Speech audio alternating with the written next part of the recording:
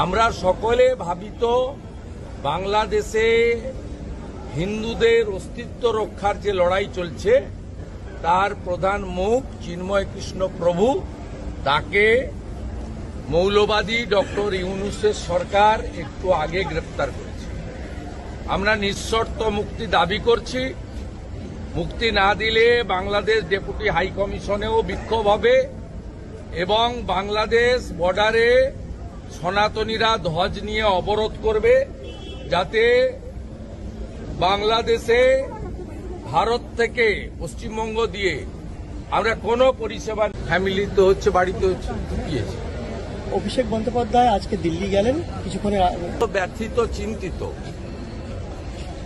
বাংলাদেশের হিন্দুদের অস্তিত্ব রক্ষার লড়াইয়ের যিনি নেতা চিন্ময় কৃষ্ণ প্রভুকে দুপুরবেলা মৌলবাদী ডক্টর ইউনূস সরকার গ্রেপ্তার করেছে।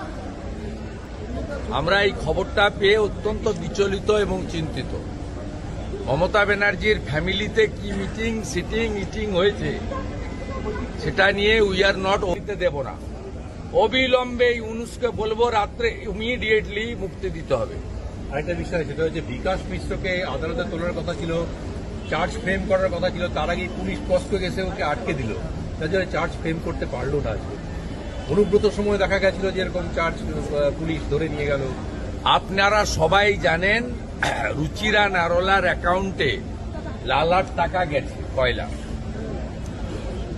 প্রমাণিত সত্য।